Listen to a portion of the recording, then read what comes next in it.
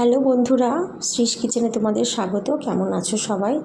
আজকে বানাচ্ছি মুসুর ডালের বড়া একটু অন্যরকমভাবে। সাধারণত লঙ্কা পেঁয়াজ দিয়েই বানানো হয়, তো আমি একটু আজকে অন্যরকমভাবে ট্রাই করলাম যে কেমন লাগে দেখি। তো খুবই সুন্দর খেতে হয়েছে।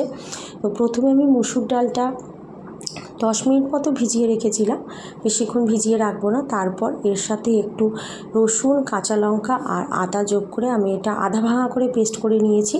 মানে একদম মিহি পেস্ট করলে ভালো লাগবে না খেতে, তো একটু আধা ভাঙা করে পেস্ট করেছি। তারপর এর মধ্যে আমি অ্যাড করলাম পেঁয়াজ কুচি, ধনেপাতা কুচি, একটু নুন, হলুদ, ঝালের জন্য আমি লঙ্কা গুঁড়ো অ্যাড করেছি। তোমরা চাইলে স্কিপ করতে পারো, যেহেতু পেস্টটার মধ্যে কাঁচা লঙ্কা অ্যাড করাই আছে। এছাড়া কেউ চাইলে কাশ্মীরি লঙ্কার গুঁড়ো ব্যবহার করতে পারো কালারের জন্য। আর দিয়েছি একটু জোয়ান, দিয়ে আমি এটাকে ভালো করে মাখিয়ে 10 মিনিট মতো একটু ঢাকা দিয়ে রেখে দেবো। এইভাবে তোমরা অবশ্যই বাড়িতে বানিয়ে দেখো। এটা এই মুসুর ডালের বড়া বা যে কোনো ডালের বড়াই হোক, তো গরম ভাতের সাথে হোক, জলডালা ভাত হোক, কিংবা এমনি শুধু মুখে স্ন্যাক্স হিসেবেও খুব ভালো লাগে। তো এইভাবে বড়াটা বানিয়ে দেখো, এটা স্ন্যাক্স হিসেবে চায়ের সাথে খুবই ভালো লাগবে।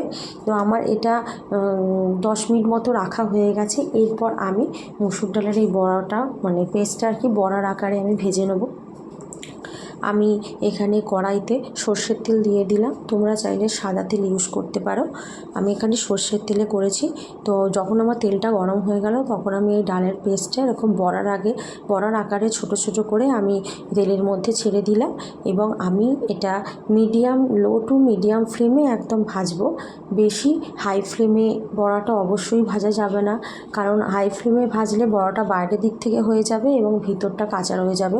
লো টু মিডিয়াম ফ্লেমে ভাজাটাই ভালো হবে। তো আমার এখানে একটা পিঠ হয়েই এসেছে বড়াটার, তো আমি বড়াটা উল্টে নেব, নিয়ে আমি সেকেন্ড পিঠটা ওই একইভাবে লো টু মিডিয়াম ফ্লেমে কিছুক্ষণ ভেজে নেব।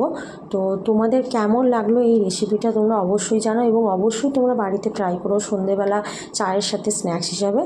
তো অবশ্যই লাইক এবং সাবস্ক্রাইব করো আমার চ্যানেলটি। Thank you.